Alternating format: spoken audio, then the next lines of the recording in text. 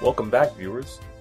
This is going to be another Mixed Tribe episode, featuring the rest of the Girl Tribe as voted for by forums user Dr. Reynolds, and the Unseen Tank Tribe as voted for by forums user Mehuyel.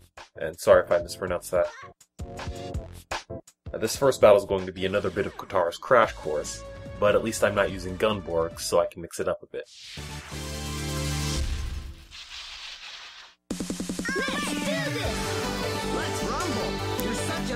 I'm opening with Shadow Girl here.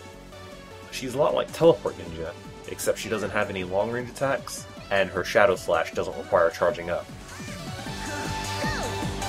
She's faster than Teleport Ninja was, but also a lot more frail, so it's a bit difficult to get used to fighting with her.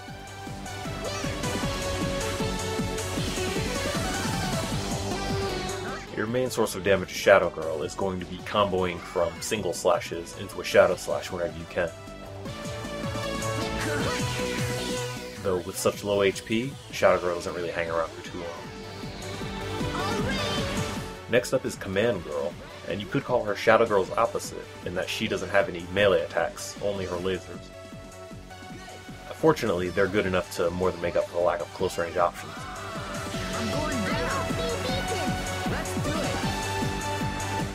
Her X-Attack laser is pretty much the closest thing the game has to a hit scan attack, so it's really good at sniping enemies from across large stretches.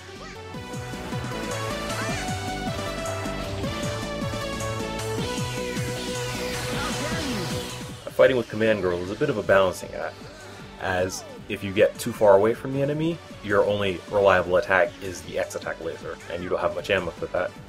But if you get too close, you're in range of their melee attacks. That's especially dangerous against our melee specialists, Tetsuya and Nakobe here. Although Hammer Knight's range is even more limited than Musashi's was, so I'm not too worried about this matchup.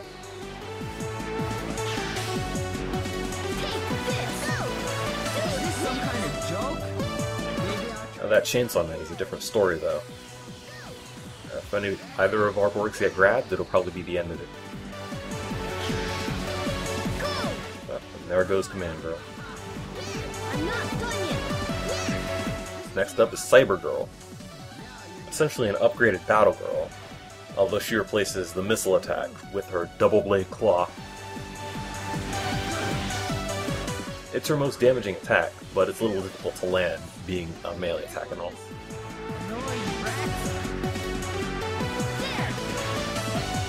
Your best option is to try and combo into it from another melee attack, like with Shadow Girl. And while her Quaternary Laser is good enough to take out enemies by just hanging back and shooting that, if you want to end a fight quickly, you have to close in. We showed them! Woohoo! Woohoo! It wasn't my day today. You'll pay for this! Well, we got ourselves a piece of Samurai Shogun, and it seems we had enough to make the full set. New Samurai Shogun's always nice. Huh? It seems our reprieve from enemy commanders is over now. Sho and Orochi are back. We'll head to the park first, as it's closer. Huh? And we come to the introduction of Tama, the second Death Force commander. It seems Orochi was busy recruiting when she wasn't fighting us. I'll bring along Tsutomu to help introduce the Tank Tribe.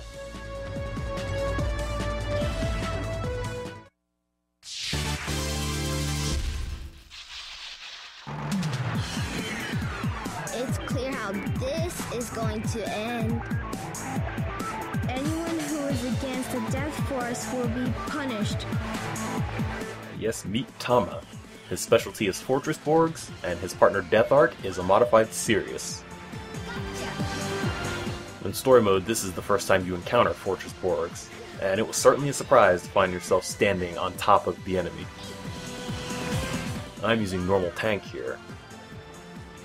Fortunately, Fortress Borgs are too big to miss. Unfortunately, tank Borgs are kind of slow, and I can't really dodge Tama's attacks effectively. Most fortresses can't move aside from turning in place, so I don't really have to worry about aiming too much. Which is good, because this is really a war of attrition, and it looks like Tom is winning.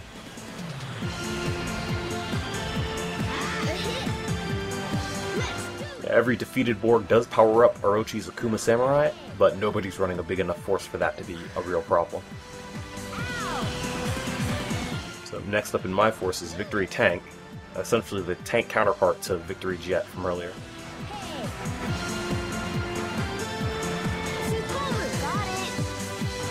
And thanks to Power Burst, I can hammer Tama with Victory Cannon shots. Yeah, fortresses are big and powerful, but you can wear them down with enough hits. And because they're so expensive, Tama only has one. I remember that. And now it's just me and Tsutomu versus Orochi. And that's definitely in our favor. And now that my tank's durability is more of an asset than a liability.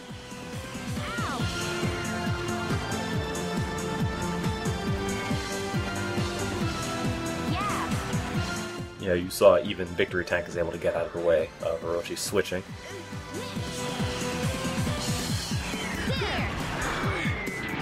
And next up comes her Elemental Knight. And while that Fist and Sword are going to do good damage when they hit me, I've got the HP to survive. I gotta give it to her, that was pretty slick.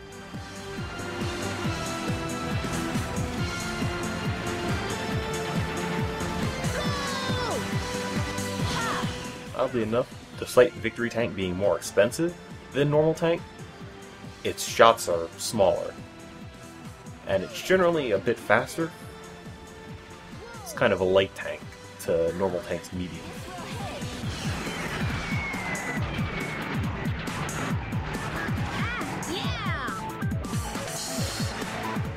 And after Dark Knight's defeat, it seems Orochi's got himself a new partner, and it's Deathwing.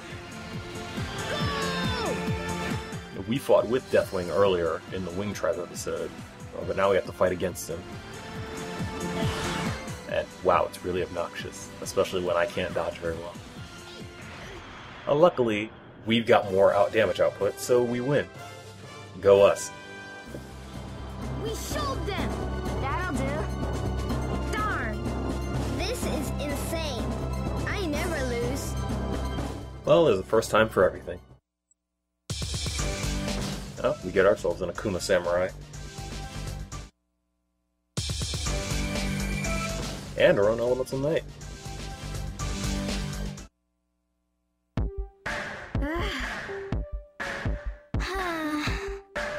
I don't know. Maybe so, but Death Arc is no joke. You really can't fall asleep on a fortress board. Next up is going to be another battle with Sho, although this time he's got himself a partner with Yuji. Yeah! And I'm not sure why Yuji agrees with that, but Let's go! This is going to be another girl force, opening again with Cybergirl. May the people in the world live in peace. You're gonna move!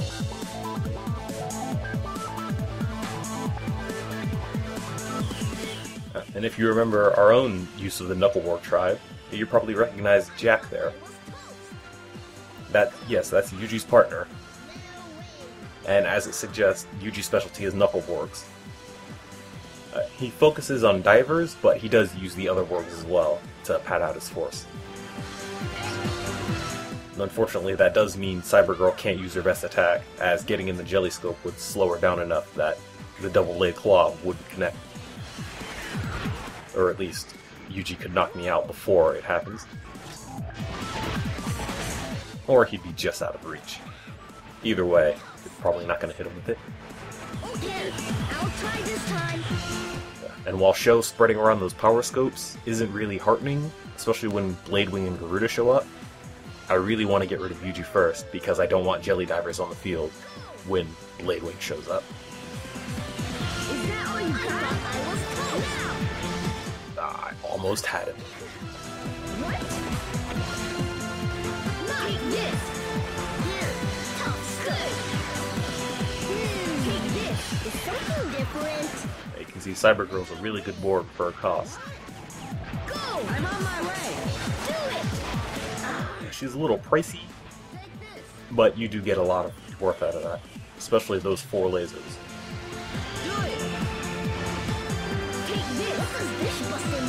It seems that was Yuji's last board, so now Kakeru and I can focus on Sho. Now that Sho is a partner, we don't have to fight him one-on-one anymore, and that's really nice. Next up is Cybergirl Super. Essentially an upgraded Cybergirl, though she replaces the double blade claw with a pair of remote guns. And while they're smaller than Proto-Atlas's, they're no less effective at hassling the enemy. Especially a flying enemy like Bladewing here. They're really great at keeping him on his toes. Also, Little Hill has a lot more opportunities for cover than the Pit did.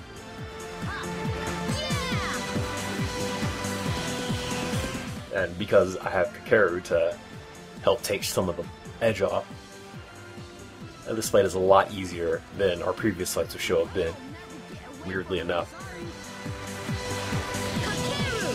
Though, of course, it's still Sho, so don't get cocky.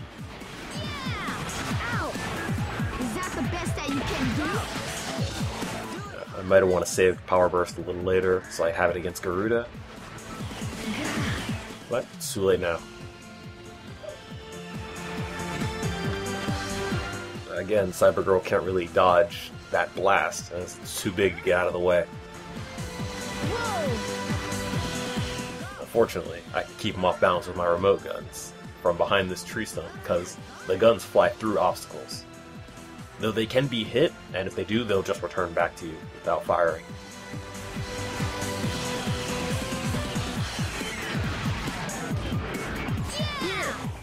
Fortunately, he wasn't able to combo with that melee attack. That might have been the end of Cybergirl Super there. Is that all you got? Is that the best that you can do? It was really dangerous hanging around behind that power scope, but I wanted to get rid of it, as it was in a bad position for me. Is that all you got? Ow! I'm on my way! Go! Ow! What? Certainly nice having Sho for another target. And we get the win. Alright! We did it! That was impressive! This has never been proven from the point of literature. While that's technically true, I don't really see what literature would have to say about this. Boo-hoo! Well, we know who Sho was. We fought him a couple times before. Yuji's the only one we didn't know. Come on, G-Red, pay attention.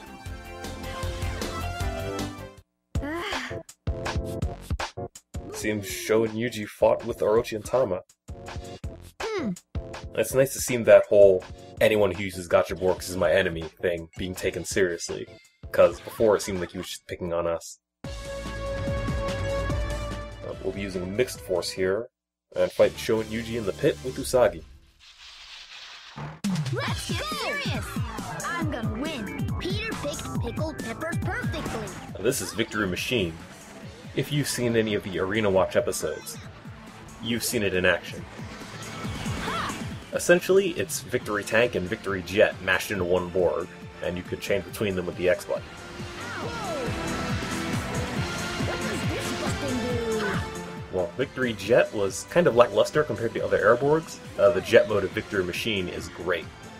It allows you to conserve jet energy, and you can also transform cancel by, instead of waiting for reloading, you can just transform and keep your stream up. It's really useful for putting out a lot of bullets at once. Is that the best that you can do? Overall, Victory Machine's a pretty good board, especially being the cheapest transformer. I got it! You can't escape! You got lucky! Once again, I'm focusing on Yuji, because I really don't need divers hanging around with Bladewing or Garuda on the field.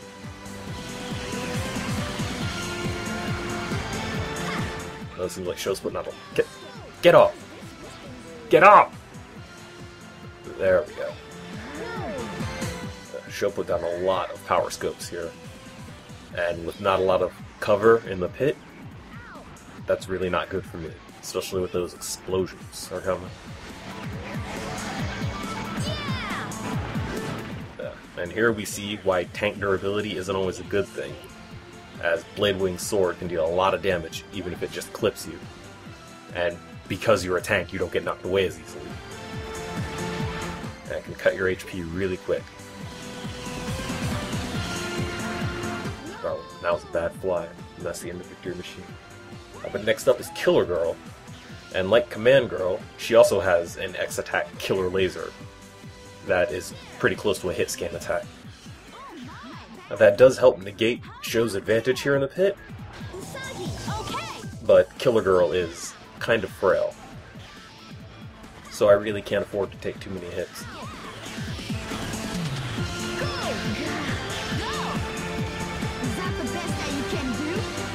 Killer Girl does have a melee attack, but it's really kind of pointless trying to use it on Garuda. So at best I'll just hang back and give him the laser.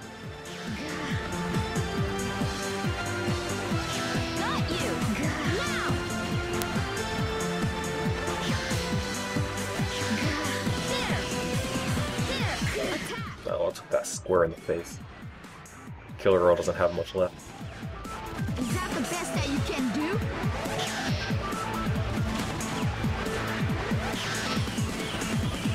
No, and that's the end. Next up is Kei, Usagi's partner. She's a modified battle girl. And like Billy, her modification is a faster reload time. Unfortunately, I can't use the missile, which is Battle Girl's best attack, because Sho's explosion is just too big. It'll take out the missile before it gets to him. So it looks like I'm just gonna have to pellet him down. I'm really glad Usagi's here to help. I don't think I could win this if it were one-on-one. This is really coming down to the wire. But hey, whether you win by an inch or a mile, it's a win. Alright, I did it! That was impressive! This is impossible from the point of cultural anthropology. Again, I don't really understand what cultural anthropology has to do with this.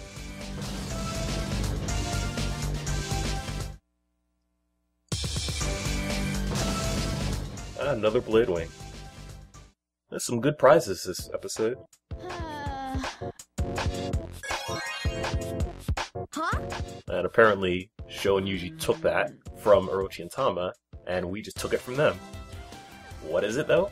Who knows? I think we'll close out with this battle at our house.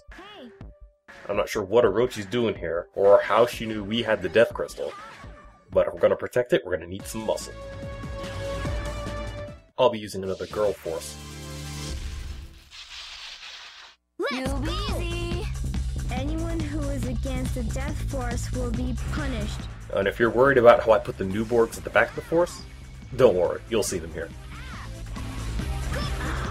First off, I definitely want to get rid of AKUMA Samurai here, as I cannot afford to have it power up in this battle.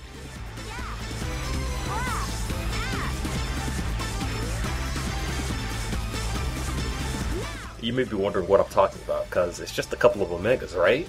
They're not much of a threat. And it's true, they're not. But what comes after them is going to be.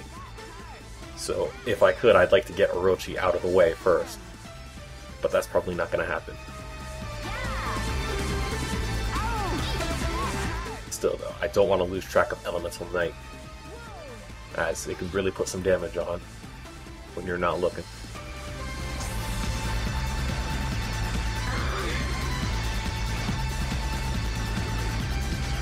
Wire Girl's laser. I'm getting a lot of use out of that. Not too much use out of the wire, though. That was a pretty slick combo. Next up's Command Girl again.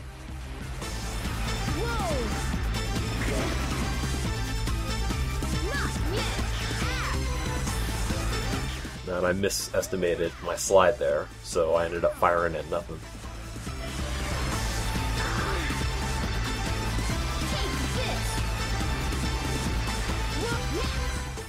Sorry, Kitsune. Seem to be hitting him a lot this match.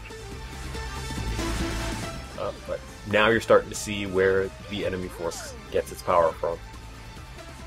That's a slow Valkyrie, and I'm focusing on it even though Elemental Knight is able to put out a lot of hurt on me, because I cannot afford to be slowed in this match. And that was a panic power burst. It would have been better to save it for the next board to come out. I managed to turn it around though and get rid of the slow Valkyrie and a Flame Ninja. But really just another one comes to take its place. I'll show you. And they power burst right after. This is not looking good for us. And if you were wondering what that effect was, it's Orochi's Chrono Samurai Freezing Time. It can do that for 5 seconds at a time with its charge attack. But because everything stops, even your allies, it's really only useful for getting some damage in and just changing your position. But my board is Barrier Girl. And she plays a lot like Battle Girl, although she has a barrier attack, which just protects you from enemy attacks for a set number of hits. Because it's number of hits and not damage, it isn't really useful against enemies with a lot of fast hitting attacks, like flamethrowers, but it does protect you from status elements, and every little bit helps. Yes, yes, yes, yes, yes! I can't believe that worked. How mad do you have to telegraph to get hit by somebody when you stopped time? Still though, Deathwing isn't really nice, but I want to get rid of these other Borgs first because they're worse.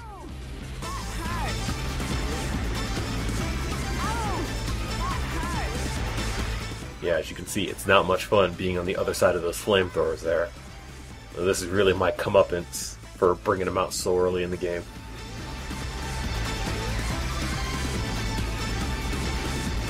And if you've noticed a bit of slowdown, that happens when there's a lot of stuff going on at once, like flames and sides and bullets.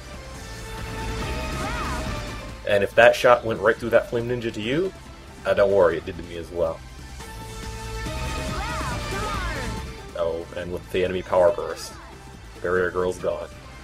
But next up is Cyber Girl Hyper. And she's essentially the same as what Cyber Girl Super was to the original Cyber Girl.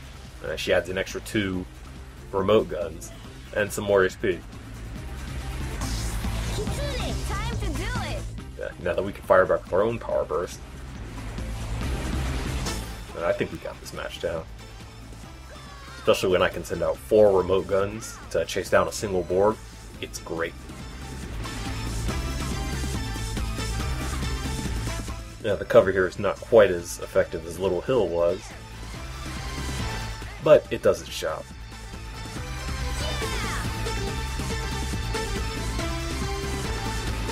And that's game. That's a difficult battle. Alright.